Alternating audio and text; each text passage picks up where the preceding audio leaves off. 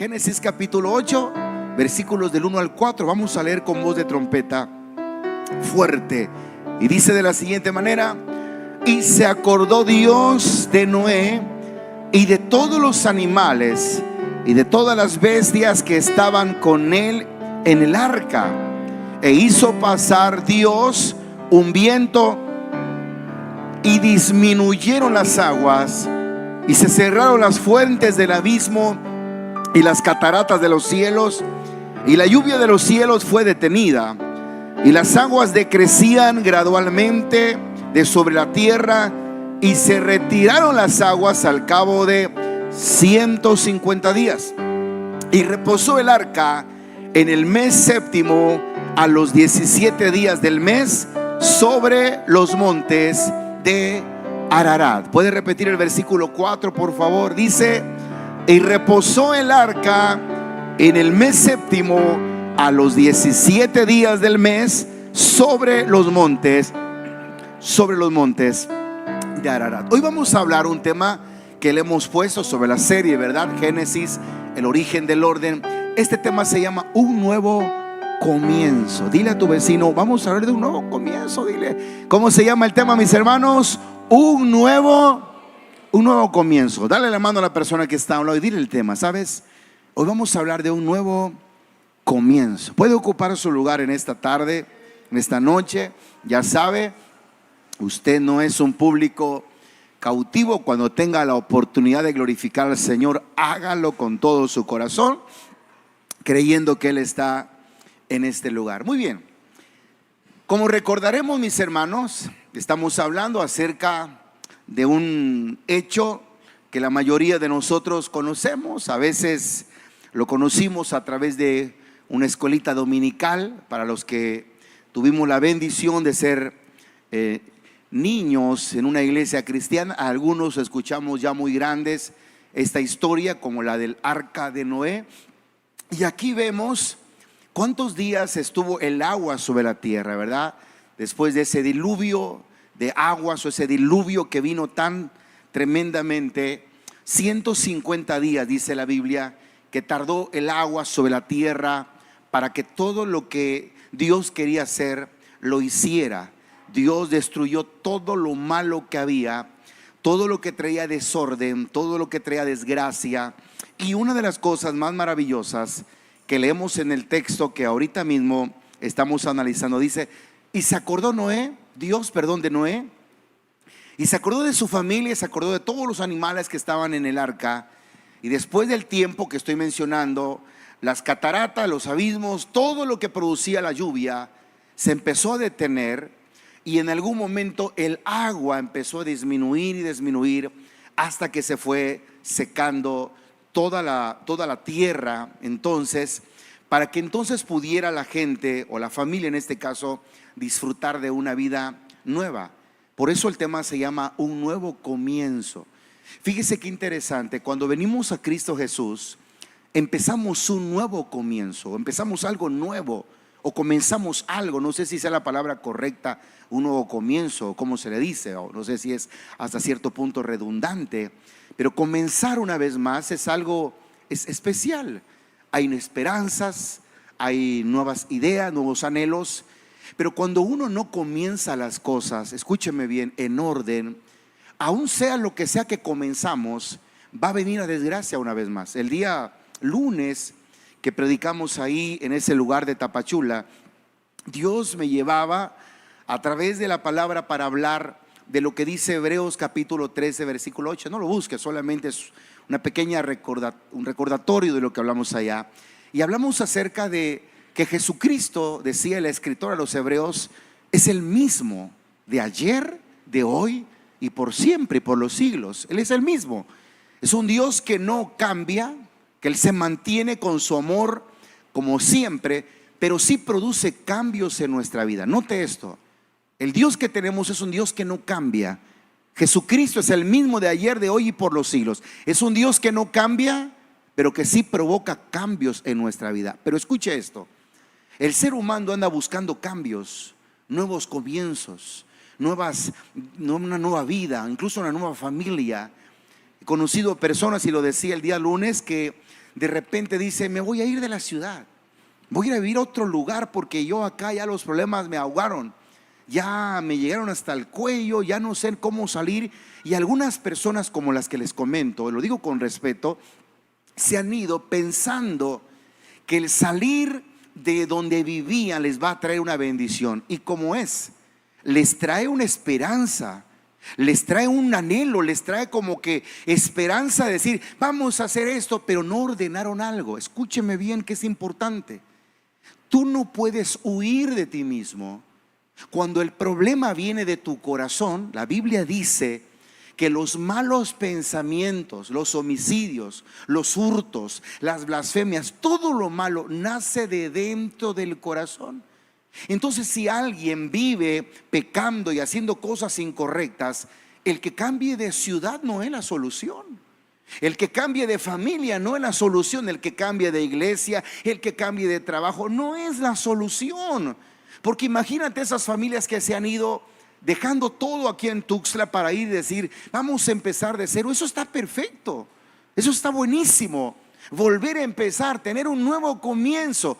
Pero cuando no ordenamos el área de nuestra vida, tarde o temprano, ese problema que en algún momento se hizo tan grande y que nos hizo salir de nuestra ciudad, que nos hizo salir de nuestra familia, que nos hizo salir de donde sea, va a volver a aparecer porque no lo combatimos, porque no lo arreglamos, porque no peleamos, porque no luchamos. Y fíjese que aquí hay un punto clave. Hay gente que dice: es que yo lucho, escúcheme bien la frase, es que yo lucho con mi carácter, es que yo lucho con esta adicción, es que yo lucho con este problema. Y la pregunta es: ¿verdaderamente luchas?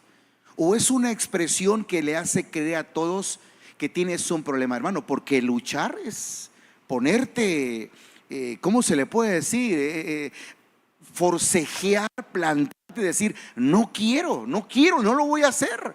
No quiero ir a pelear, no quiero ir a hacer cosas incorrectas. Luchar es hacer resistencia contra algo con lo que está luchando conmigo. Pero si eres de las personas que no luchas, que apenas aparece ese detalle y te dejas vencer, déjame decirte que eso no es orden y te estás dejando vencer. El diablo te está agarrando como quiere porque no hay nadie que pelee contigo. Y si tú no sabes esto, la Biblia dice: Jehová peleará por nosotros y nosotros estaremos tranquilos. Te estás perdiendo la oportunidad de tener a alguien que pelee por ti, simple y sencillamente por no querer ordenar áreas de nuestra vida que te están llevando a la desgracia. Cuando yo era niño, los chamacos más grandes del barrio, ahí donde vivíamos, en la colonia Maldonado, residencial Maldonado, ahí por el mercado de los ancianos, recuerdo que, pues tú sabes, usted sabe, ¿no? Chamaquitos, no sé, 10 años, 9 años, cualquiera te quiere agandallar, pegar y poner apodos, ¿verdad? Y me acuerdo que cuando era chico, papá de repente se le ocurría así: dijo, ve a comprarme algo. Y ahí iba yo, ¿no? Pues entonces ahí los que no nos llevaban bien nos aventaban la pelota, nos decían apodos, ¿verdad? Y más de una vez he contado, pero había días o noches, no sé si mi papá estaba de buenas o quería caminar o no sé, pero de repente me decía: Héctor, Tito, me decían a mí, ve a comprar galletas, ¿verdad? O azúcar. Y luego cuando ya me iba acercando al portón de la casa, papá me decía: espérate, te acompaño, voy contigo. Entonces iba a ponerse sus tenis o sus chanclas o lo que sea, ¿verdad? Y me iba acompañando, iba yo al lado de él. ¿Y sabes qué hacía yo en ese momento? Pasaba yo enfrente de todos los chamacos y pasaba yo así. Porque ahí al lado de mi papá no se daba cuenta. Mi papá iba aquí al lado mío, platicando conmigo. Yo así como que: hey, miren, hey. ¿Por qué? Porque yo sabía quién peleaba, quién iba a estar ahí. Y cuidado con don Héctor Gamboa, que cualquier movimiento en falso brincaba por su cachorro, que era este muñeco que está en este lugar ahora mismo, ¿no? Como normalmente hace un papá por su hijo. Pero ¿qué tal cuando no tenemos a alguien que pelee por nosotros? Hay un nuevo comienzo, hermano, que Dios quiere para tu vida. Y ese nuevo comienzo va a traer orden si tú lo quieres de esta manera. O si no, solo será un nuevo comienzo ficticio, solo la idea de un nuevo comienzo, pero no habrá un nuevo comienzo en profundidad. A eso quiero llevar. Si se da cuenta aquí, van a empezar algo nuevo, porque todo fue destruido, todo lo malo fue destruido. Van a tener una nueva oportunidad de un nuevo comienzo como el que tú estás teniendo cuando vienes a Cristo. Pero si en ese nuevo comienzo tú te jalas cosas incorrectas, imagínate, aceptaste a Cristo, eres una nueva criatura, ya le entregaste tu corazón a Dios, pero sigues viviendo mal, haciendo cosas ilícitas, haciendo cosas malas. Pues yo no puedo decirte esto, porque de repente va a decir, tal vez en la lista de lo que diga no voy a decir lo que haces, que estás haciendo tú, y va a decir, pero el pastor no dijo eso. No, el que no lo haya dicho no significa que no es lógico que no lo debemos de hacer. Como por ejemplo la Biblia no dice no fumarás, y esto no significa que también es importante decir, entonces hay que fumar, porque la Biblia dice no fumarás, dice que no tomaremos, pero que no fumemos no dice nada. Y alguien dirá, gloria a Dios, no me había dado cuenta de eso, pastor. No, sácate eso de la mente, porque al igual que el alcohol, la droga y lo que sea, es pecado y te está destruyendo. Dile a tu vecino, te conoce tu pastor, ¿verdad? Que de repente como que querés salir con otra patita más larga que la otra. Pero hay un Dios que nos mocha las patitas y que nos ayuda a vivir la manera mejor para la honra y gloria de su santo nombre. Dale un aplauso fuerte a ese Dios que tenemos, por favor. Y a su nombre. ¿Cómo se llama este tema, mis hermanos? Un nuevo comienzo. Dios anhela darnos a nosotros un nuevo comienzo, pero ahora con Él. Ya comenzaste una vida, un matrimonio, una familia. Ya comenzaste viviendo solo, haciendo las cosas que tú querías. Está bueno, ya lo experimentaste y tal vez te diste cuenta que te diste contra la pared, que te golpeaste, que te lastimaste. Entonces significa que no es por ahí. Entonces, cuando la Biblia habla de que un viento sopló sobre la tierra, disminuyeron las aguas, se cerraron las fuentes del abismo y las cataratas de los cielos, dice, las aguas decrecían gradualmente sobre la tierra y se retiraron las aguas al cabo de 150 días. Y el arca en el mes séptimo, a los 17 días del mes, reposó sobre los montes de Ararat. Dicen que ese lugar Ararat existe y es un lugar que está en Rusia. Se comenta, se cree, no lo conozco, pero probablemente algún día lo conoceremos. Ahora, ¿por qué? Para mí es importante hablarte de esto, del arca y de todos estos detalles. Repito que cuando niños parecía una historia hasta como de una caricatura, pero no, la Biblia nos habla, y esto lo hice mención el día domingo como algo clave, que incluso en el Evangelio de Mateo se habla acerca de que como en los días de Noé, así será cuando el Señor Jesucristo vuelva. Usted sabe que en estos días, próximas semanas o próximo mes estaremos celebrando o conmemorando, como se le llama, un año más que se le llama la Semana Santa, la Semana Mayor, y que se recuerde el sacrificio de Jesucristo. O sea, Cristo hace más de 2000 años vino a esta tierra, óigame bien esto, para morir por nuestros pecados. Jesucristo vino a esta tierra, Dios envió a su Hijo unigénito, según lo que dice San Juan capítulo 3 versículo 16, para morir por nosotros y darnos vida y vida en abundancia. Entonces, cuando Cristo viene a nuestra vida, Él muere por nuestros pecados, Él paga en la cruz los delitos y pecados que nosotros teníamos, pero cuando Él muere, Él resucita, y cuando Él resucita de los muertos, Él le dice a sus discípulos, yo voy a regresar por ustedes, voy a volver por este pueblo maravilloso, voy a volver después de que se haya predicado el evangelio y la gente crea, la gente se acerque, voy a venir por una iglesia, por un pueblo. Y el predicar eso, que es lo que hicimos por ejemplo en Tapachula, que es lo que hizo el pastor que me antecedió, que lo hizo un día antes ahí en Tapachula, lo que está haciendo el pastor Josué en diferentes lugares. Hablo de estos personajes porque son las personas que conocen ustedes, o que tal vez en el Facebook andan y lo saben, ¿no? Una noche de gloria, una actividad, una campaña, son eventos evangelísticos donde se cierra una calle, tal vez un campo, un lugar, y se empieza a poner una tarima y se predica la palabra. ¿Cuál es el objetivo de esa campaña? ¿Las ventas? ¿Que se vaya a lucir un grupo de panderos, un grupo de alabanza? No, el propósito es que la gente escuche un mensaje.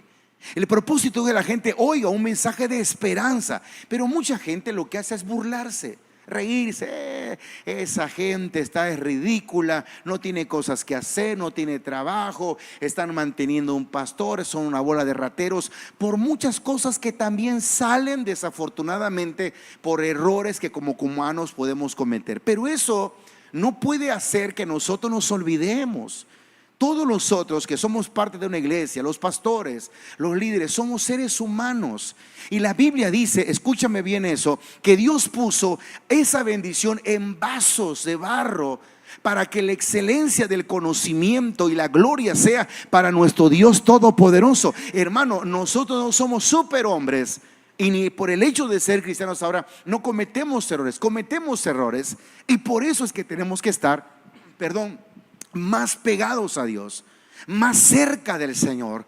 Porque cuando estamos más cerca de Dios, entonces nos convertimos en personas más fuertes. ¿Más fuertes para qué? Para decir no a esto, no a aquello, no por allá y no por más allá. Ustedes no deberían de creer, no, que porque ya eres pastor y porque ya eres líder y porque ya eres del pandero y porque ya llevaste tu curso de liderazgo, ya te conviertes en un superhombre. Dejamos de tener tentaciones. No, las seguimos teniendo igual que ustedes, pero la diferencia la hace cuando nosotros en las mañanas oramos, o en las noches oramos, y en las tardes cuando tenemos tiempo leemos y escuchamos un mensaje que nos alienta y nos recuerda que no estamos solos, que Jehová peleará por nosotros y que nosotros estaremos tranquilos. Perdóneme si muchas veces mi motivación no ha sido la correcta. Hermanos, hay que orar, hermanos, hay que ayunar, hermanos, hay que leer. Pero muchas veces por la rapidez, la premura del tiempo, no te decimos por qué, sino porque al pasar tiempo con Dios, arrodillarnos y hablar con Él, vamos desarrollando algunas situaciones espirituales. Empezamos a entender más lo que Dios quiere. Empezamos a ser más sensibles a su voz. Empezamos a recibir alguna palabra revelada. Hoy leía a una persona que ponía, ¿verdad? Ahí en su perfil decía que hay cosas que al hombre le parecen difíciles de entender. Hay cosas que al hombre, las cosas espirituales al hombre le parecen locura. Vamos por favor a Corintios, espero encontrar ese texto que me llamó mucho la atención. Entonces, cuando nosotros no tenemos la capacidad de poder ser espirituales o lo suficientemente espirituales, es 1 Corintios capítulo 2, versículo número capítulo 2, versículo 13. 1 Corintios. Esto está en el Nuevo Testamento, mis hermanos. Es una de las cartas del apóstol Pablo después de Mateo, Marcos, Lucas, Juan, Hechos, sigue Romanos y luego 1 Corintios. 1 Corintios capítulo 2, versículo 13. Dice, lo cual también hablamos, no con palabras enseñadas por sabiduría humana, sino con las que enseña el Espíritu. Y el Espíritu está con E mayúscula, habla del Espíritu de Dios, acomodando lo espiritual a lo espiritual. ¿Qué dice el versículo número 14? Con voz de guerra, de trompeta, lea, dice, pero el hombre natural no percibe las cosas que son del Espíritu de Dios, porque para él son locura. No las puede entender porque se han de discernir espiritualmente. ¿Se da cuenta de eso? Dice el hombre natural. ¿A qué se refiere con el hombre natural? O sea que todos nosotros no somos seres humanos naturales, sí. Pero el hombre natural es aquella persona que vive su vida sin tomar en cuenta a Dios. Porque para él Dios es una locura. Para él Dios es algo ridículo. Es más, usted que conoce ahora de Cristo Jesús, imagínese unos años antes de que usted conociera de Dios. ¿Qué hacía los días jueves? ¿Qué hacía los días martes? ¿Qué hacía los días domingo? Me estoy refiriendo a los días que ahora tenemos culto, como le llamamos, reuniones. Un domingo por la mañana, ¿qué hacía? Un domingo, hasta este año se cambió el culto de la tarde a la mañana, ¿verdad? Pero ¿qué hacíamos antes? Hacíamos cualquier cosa, menos acercarnos a Dios. Pero ahora hay un momento en el que de repente sabes que son las 5 y hay algo que te recuerda que hay culto. O tal vez alguien te manda un mensaje, o tal vez ves un video en el Facebook y dices, me olvidé de la reunión. Y cuando empiezas a analizar dices, wow, estuvo bien bueno. Mira la alabanza que cantaron, mira la prédica. Porque como ahora ya no solamente eres una persona natural, sino has empezado a ser alguien espiritual. En tu vida espiritual ha empezado a tener vida. Te has empezado a dar cuenta que has sido una persona mala, agresiva, grosera. ¿Cómo te diste cuenta? Porque el pastor te ha estado molesta y molesta y molesta. Eres esto. No, porque Dios lo empieza a revelar a nuestra vida. Y cuando Dios lo empieza a revelar a nuestra vida, hay un cambio que de repente empieza, que nadie se da cuenta. Y la gente aparentemente parece que no lo nota, pero tú ya no eres el mismo. Es por eso que la gente en algún momento te pregunta: oye, ¿y a vos qué te pasó? Y hasta te mira, si está así, te da vuelta. ¿Qué tienes vos? ¿Ah? ¿Te cambiaste el corte? No, nada. Algo te pasó, que te ves diferente. No es otra cosa. Es que la espiritualidad se empieza a notar. No porque ahora te compraste un relojote de marca o te cambiaste el look por uno más moderno, no, sino porque la gracia, la presencia de nuestro Señor Jesucristo empieza a estar en tu vida y las cosas empiezan a ser diferentes. Ya no eres el mismo, tal vez sí en persona, pero no en esencia, porque ahora hay alguien que habita en tu vida y es el Rey de Reyes y Señor de los Señores, que ahora empiezas a demostrar que algo está pasando. ¿Cuántos dicen gloria a Dios? Ahora si alguien dice: pastor, pero a mí nadie me ha dicho nada, no te preocupes, échale ganas para que te digan un día. Porque tampoco te voy a decir: ¿y cuándo me lo van a decir? Yo no lo sé. Tal vez no quieres cambiar, tal vez no eres espiritual, porque yo no podría decirle. Tal vez sí les pedimos a los servidores, y ellos pueden poner lo que sea, ¿verdad? Hermano, ¿estás orando? Hermano, ¿estás ayunando? Ahora, ¿por qué pedimos? ¿Por qué de repente a los servidores? No porque el pastor me quiere tener. No, simplemente te voy a decir una cosa. Cuando nosotros llenamos una forma como esa de ¿cómo estás? ¿Le estás echando ganas? ¿Sabes qué pasa en nuestra vida? Nos exponemos y tenemos dos cosas: decir mentiras o ser brutalmente honestos. Perdón por la palabra brutal si no va ahí. Honesto, decir: Dios mío, estoy bien involucrado y voy para allá y voy a Tapachula casi y en la llanta, ¿verdad? Porque yo quiero servir y llegué y puse. Pero nada de orar, nada de ayunar, nada de leer, nada de consagrarse, nada de buscar a Dios, nada de cambio. Te voy a decir algo: tú estás sirviendo a Dios, pero no estás atendiendo a tu Señor. Es muy diferente. Entonces, cuando nosotros solamente servimos, va a llegar un día en que te vas a desgastar, te vas a cansar, hasta vas a empezar a hablar: no, el pastor me tenía como burro sirviendo. Por eso es que antes, en alguna ocasión nos pasó esto. Le decíamos a la gente: hermano, hoy no sirva usted. Cuando hablo de servir es como ujier, o que son las personas que nos reciben, como un camarógrafo, aunque en aquel tiempo no teníamos, como una panderista, sino que lo que anhelamos era que la gente reciba.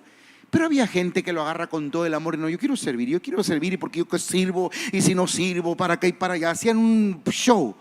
El chiste está que cuando de repente ya no querían nada porque estaban bien cansados emocionalmente, ¿sabe qué decía? Es que el pastor me ponía a servir. Mentira, cabezón, si vos lo pedías. O cabezona, porque también hay de todo, ¿verdad? O cabezone. Entonces, todos nosotros debemos de estar conscientes que si venimos y servimos y buscamos, está muy bien. Físicamente lo estás haciendo, pero espiritualmente son otros 20 pesos, mis hermanos. Entonces, ese texto que leímos dice: el hombre natural no percibe las cosas que son del espíritu. Por eso hay gente que de repente cuando viene dice: no me gusta venir porque me pone incómodo, porque la gente te pone a llorar. ¿Por qué llorará? Pero ¿sabes por qué a veces lloramos? Una, de alegría, de felicidad. No sé si usted por ahí sabe que las lágrimas a veces no solamente son de tristeza. También hay gente que llora de alegría. Hace años atrás, un domingo, yo recién estaba convertido al evangelio, recién regresé de la escuela dominical donde era Jesús es el camino, y estaba viendo un partido de fútbol, y al mismo tiempo estaba viendo una noticia que estaba haciendo un revuelo en la ciudad o en el país acerca de una señora llamada Gloria Trevi, que la habían agarrado y no sé qué había hecho, ¿verdad? pero yo al mismo tiempo vi los dos canales y de repente vi esa noticia donde ella estaba llorando a mares por una entrevista o porque estaba detrás de un lugar para que le hacían preguntas, y lloraba porque la habían detenido, no sé con quién persona, y las lágrimas era evidente. Y al mismo momento le cambié de canal, y en el otro canal estaba José Saturnino Cardoso, uno de los futbolistas de México, de Toluca, hace muchos años. Y este tipo en ese momento, cuando cambié, estaba levantando la copa y llorando que había ganado un campeonato. Y yo me puse a pensar, qué curioso, aquella dama en aquel canal está llorando de tristeza, y este varón en este lugar está llorando pero de alegría. A veces la gente que está acá no llora por decepción ni por tristeza. A veces hay una alegría en el corazón que no la podemos demostrar de otra manera, y nuestras lágrimas se escurren. Aparte de que hay gente que es media llorona también. Dile a tu vecino, ahí te hablan, sensible pues. Apenas empieza el primer guitarra, aleluya, pero hay que aprovechar esa sensibilidad. Entonces es muy importante que cuando tengas ganas de llorar no lo reprimas. Si de repente a veces me pasa a mí que reprimo las lágrimas. Yo soy muy chelón, ya lo sabía yo, pastor, chelón va a decir. O sea, de repente hay cosas que me quebrantan, cosas que leo, cosas que estoy comentando acá, testimonios. Y cuando usted me escuche, voy a abrir mi corazón, cuando usted me escuche que empiezo a hablar lento, o que me quedo callado porque algo estoy siendo así, y no quiero ponerme a llorar acá porque capaz no me puedo parar o contener. Por eso es que de repente me paro así un tantito y mi esposa me dice, no, sácalo en ese momento. Dije, anda que lo saco y me voy a tirar ya llorando, Señor. Luego, ¿quién predica, verdad? Entonces, pero no, a veces pasa. Entonces, cuando usted pueda llorar y decir, Señora, saque todo lo que tiene, se lo aseguro, usted va a salir acá nuevecito y de paquete. ¿Por qué? Porque va a llevar su alma tranquila. El llorar muchas veces lo que ayuda es a desahogar lo que hay en nuestro corazón. Y es muy importante saber que hay cosas que no entendemos. Hay cosas que hasta cierto punto no las comprendemos. Pero yo siempre le animo a algo: traiga su Biblia. Cada que venga a la casa de Dios, traiga su Biblia. Y si puede traer una hojita, obviamente, aunque eso es parte de ser un poco medio no tan ordenado. Si puede un cuaderno está bien, pero si estás empezando, trae una hojita y un lápiz o una pluma, lapicero, y escribe lo que crees que es importante. Analízalo, estúdialo en casa. ¿Para qué? Para que, como dijera aquel, para que no te digan y para que no te cuenten, porque a lo mejor, ¿verdad que sí pasa? Porque a veces no sabemos ni lo que dice el pastor, o si nada más está alucinando. Si lo sacamos de la Biblia, lo leímos, tuvimos la capacidad, de poder estudiarlo, de analizarlo, y no estoy alterando nada, sino que estoy haciendo las cosas lo mejor que se pueda, explicando lo mejor que se pueda. Llévalo en tu mente y en tu corazón. Y si hay algo que no entiendes, pregúntaselo a tu líder. ¿En qué problema metí al líder, verdad?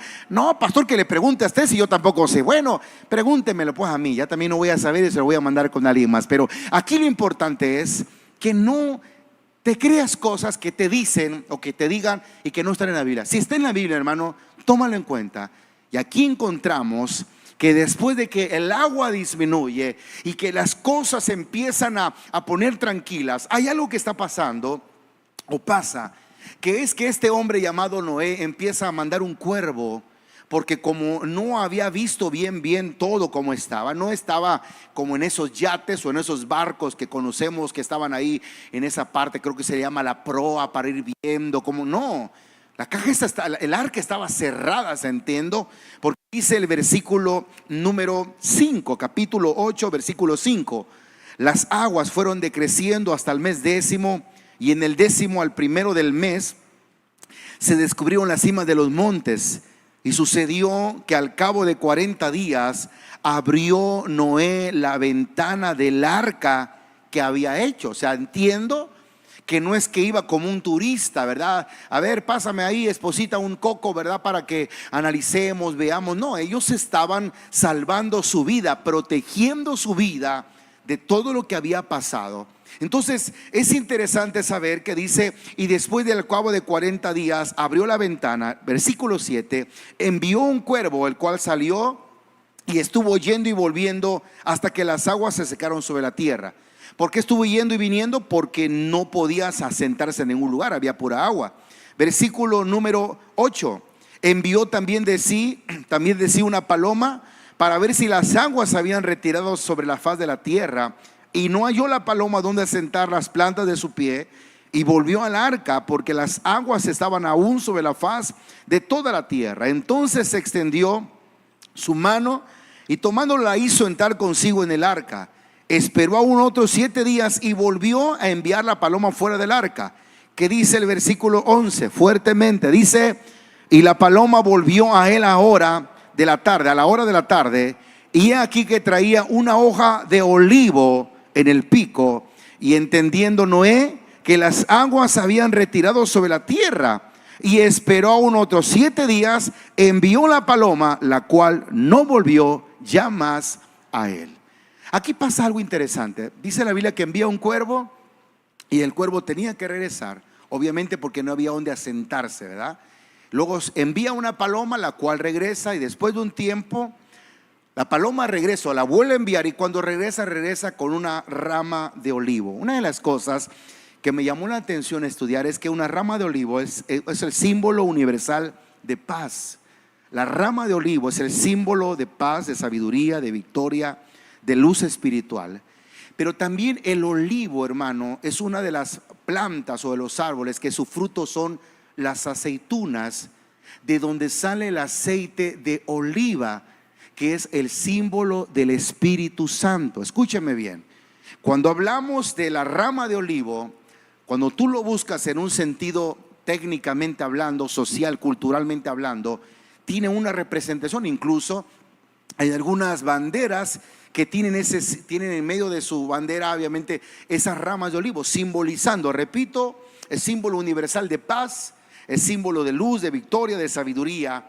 Pero la rama de olivo, escúcheme bien, es parte de lo que simboliza el Espíritu Santo de Dios.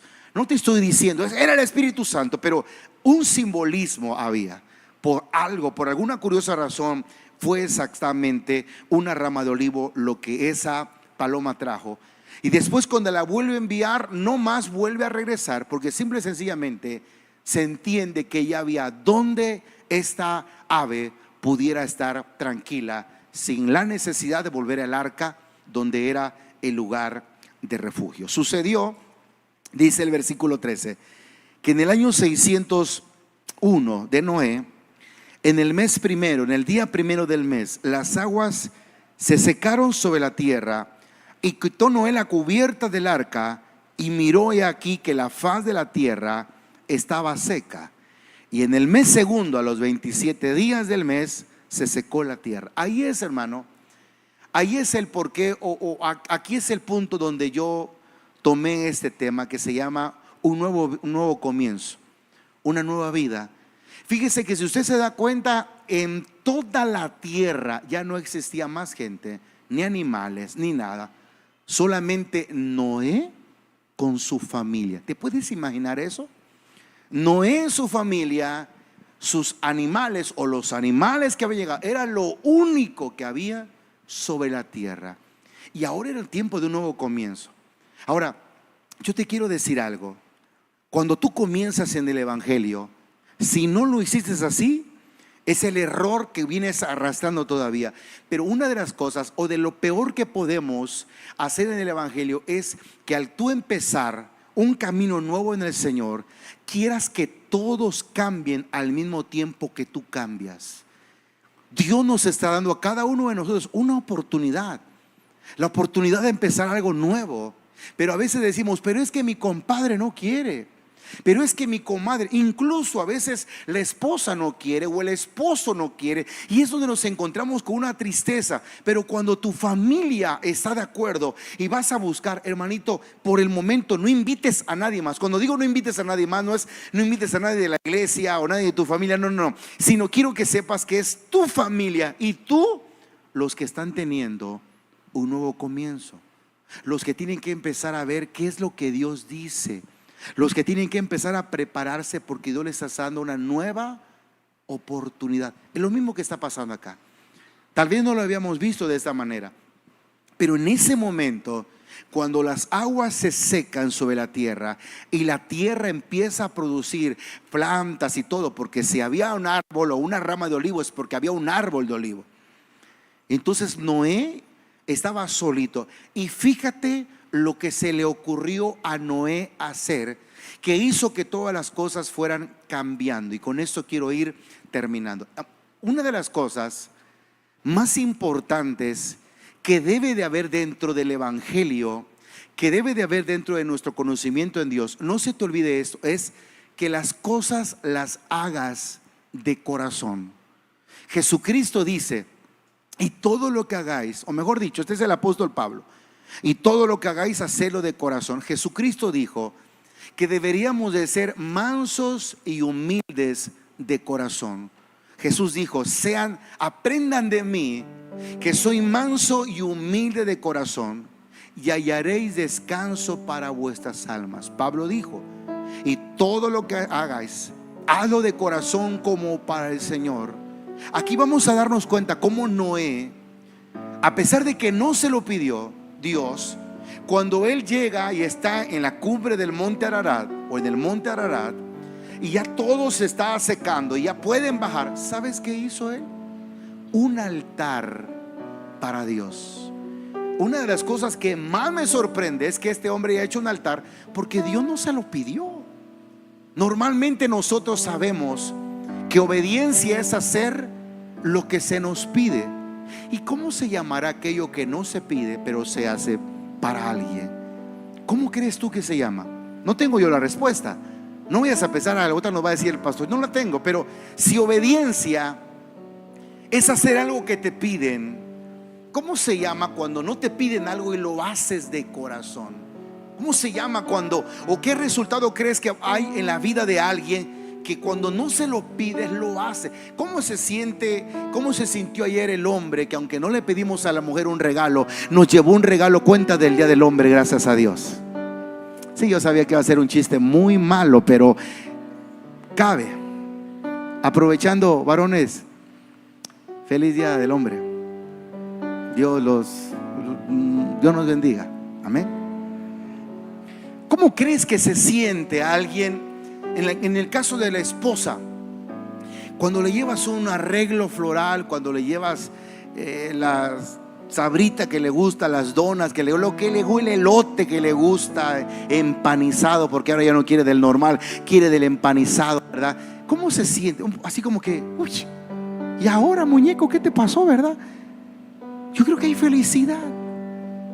Una vez que el arca encalla en esa cumbre y este hombre baja o desciende, ¿sabes qué es lo primero que hizo?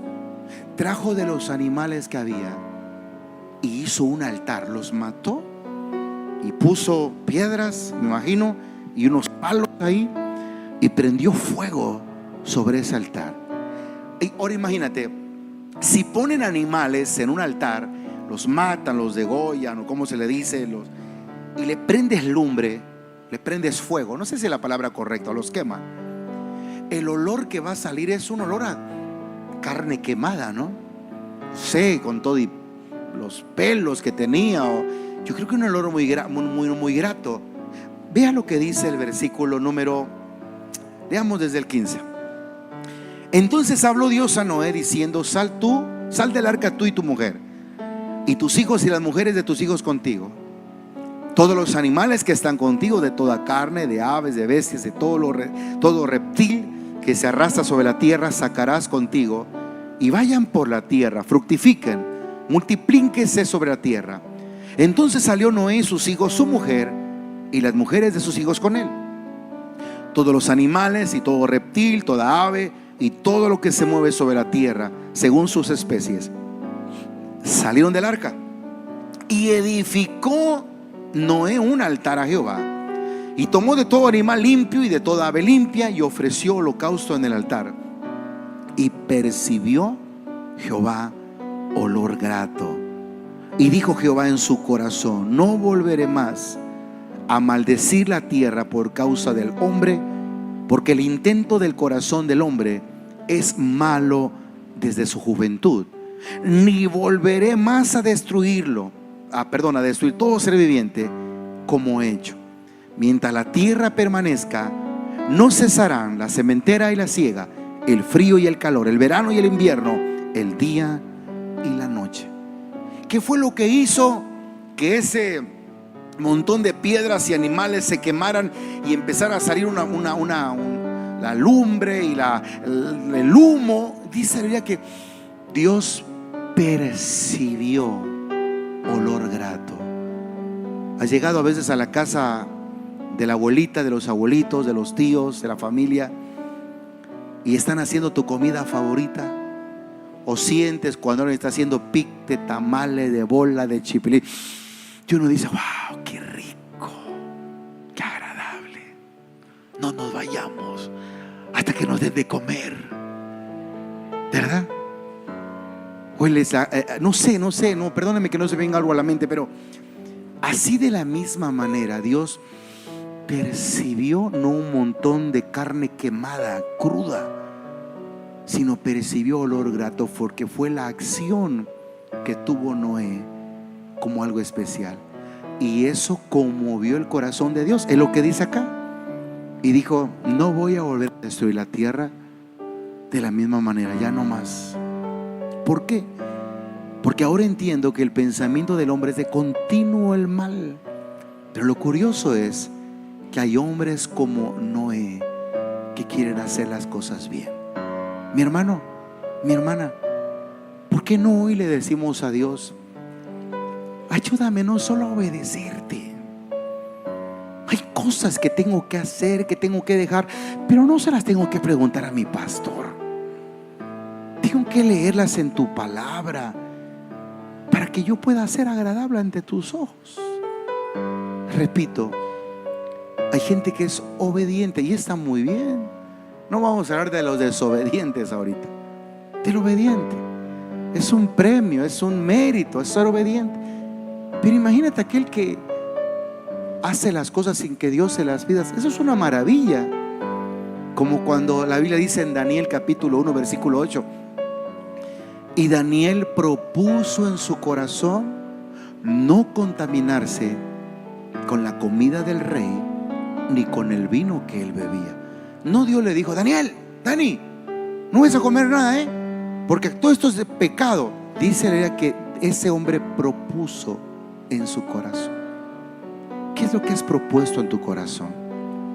Tal vez dirás: bueno, pero yo no he sido librado de un diluvio, no tengo que ofrecerle a Dios algo. No, ni yo te estoy diciendo que tengas que ofrecer, o esta no es una prédica para decir: ¿y cuántos quieren pasar a ofrendar? No, saca tu mente de ahí. Aquí la pregunta es: ¿por qué no ofrecemos nuestra vida? ¿Por qué no le ofrecemos nuestro corazón? ¿Por qué no le decimos a Dios: Señor, he vivido todo el tiempo queriendo que muchos cambien, pero yo como familia, con mi esposa, con mis hijos, yo aquí no estamos empezando algo nuevo? Y por eso yo te quiero animar a que medites en este coro que vamos a cantar en un momento, y que le digamos a Dios: Señor, ayúdame a cambiar mi vida, a ser mejor, y sobre todo entender que tú me estás dando un nuevo comienzo.